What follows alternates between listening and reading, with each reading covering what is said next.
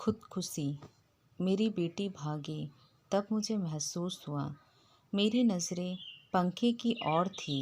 मुझे ऐसा महसूस हो रहा था जैसे मैं पंखे से झूल रहा हूँ और कमरे के अंदर मेरी पत्नी चीख रही है।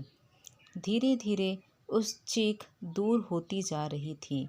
सालों बाद आज मुझे उस झुग्गी बस्ती की बहुत याद आ रही थी, जहाँ मैंने 20 से 22 साल अपने बच्चों के साथ गुजारे थे।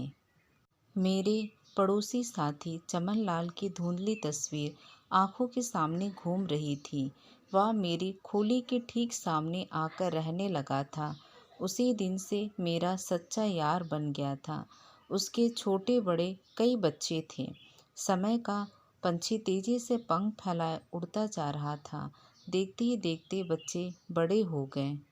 चमनलाल का बड़ा बेटा बुरी संगति में पड़कर आवारागर्दी करने लगा। घर में हुड़दंग मचाता, छोटे भाई बहनों को हर समय मारता पीटता। चमनलाल उसे समझा बुझाकर थक चुका था। मैंने भी कई बार समझाने की कोशिश की, लेकिन उस पर कोई असर नहीं हुआ। जब भी चमनलाल से इस बारे में बात होती तो मैं उसे ही कसूरवार मानकर लंबा चौड़ा भाषण झाड़ता। शायद उसके जख्म पर मरहम लगाने के बजाय और हरा कर देता। सुहानी शाम थी। सभी अपने अपने कामों में मसरूफ थे।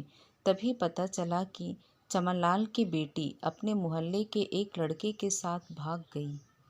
चमनलाल हांफता कांपता सा मेरे पास आया और यह खबर सुनाई तो उसके जख्म पर नमक छिड़कते हुए मैं बोला, कैसे बाप हो, अपने बच्चों की जरा भी फिक्र नहीं करते? कुछ खबर ली या नहीं? चलो साथ चलकर ढूंढे, कम से कम थाने में तो गुमशुदगी की रिपोर्ट करा ही दे। चमनलाल चुपचाप खड़ा मेरी ओर देखता रहा। मैंने उसका हाथ पकड़कर खींचा, लेकिन वह टस से मस नहीं हुआ।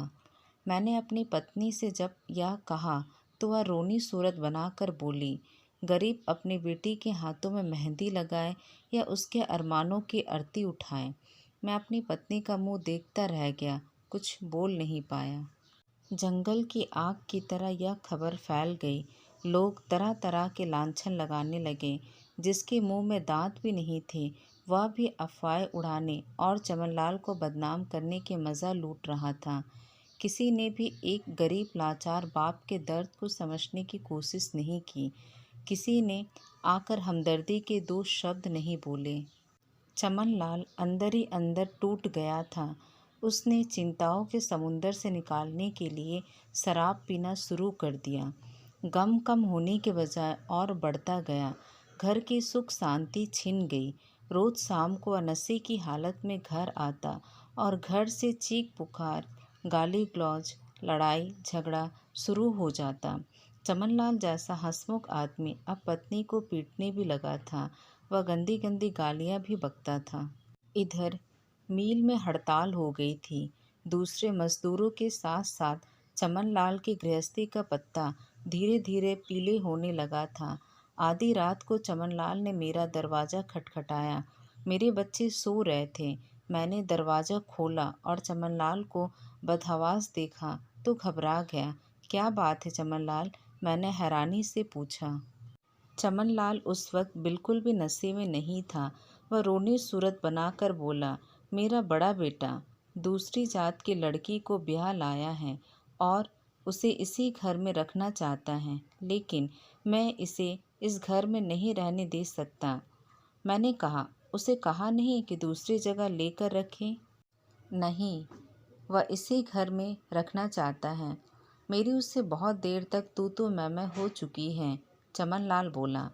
मैंने कहा, रात में हंगामा खड़ा मत करो, अभी सो जाओ, सुबह देखेंगे। अगली सुबह मैं ज़रा देर से उठा। बाहर भीड़ जमा थी। मैं हड़बड़ाकर उठा। बाहर का सीन बड़ा भयावह था। चमनलाल के पंखे से लटकी हुई लाश देखकर मेरी आंखों के सामने अंधेरा छा गया। उसके बाद से पुलिस का आना जाना शुरू हो गया। कभी भी किसी भी समय आती और लोगों से पूछताछ करके लौट जाती। चमनलाल की मौत से लोग दुखी थे, वहीं पुलिस से तंग आ गए थे। मेरे मन में कई बुरे विचार करवट लेते रहे। क्या चमनलाल ने खुदकुशी की थी? कई सवाल थे जिन्होंने मेरी नींद चुरा ली थी। मेरी पत्नी और बच्चे डरे सहमे थे। पुलिस बराबर आती और एक ही सवाल दोहराती। हम लोग इस हरकत से परेशान हो गए थे। इसी हरकत के चलते और बच्चों की जिद पर मैं उस मोहल्ले को छोड़कर दूसरे शहर चला गया और उस कड़वी यादों को भुलाने की कोशिश करने लगा। लेकिन सालों बाद चमनलाल की याद और उसकी रोनी सूरत आंखों के सामने घूमने लगी। उसका दर्द आज मुझे महसूस होने लगा, क्योंकि आज मेरी बड़ी बेटी पड़ोसी के आवारा लड़के के साथ भाग गई। वह मेरी नाक कटा गई थी। मैं खुद को कितना मजबूर महसूस कर रहा था। आज मैं चमनलाल की जगह खुद को पंखे से लटका हुआ देख रहा था। आशा करती हूँ ये कहानी आपको पसंद आई होगी। छोटी सी रिक्वेस्ट करूँगी, चैनल्स को लाइक और सब्सक्राइब करना ना भूलें, ताकि हम आगे और भी अच्छी कहानी ला सकें। इस कहानी पे अगर आपकी कोई भी राय है तो कमेंट करके हमें ज़रूर बताइएगा।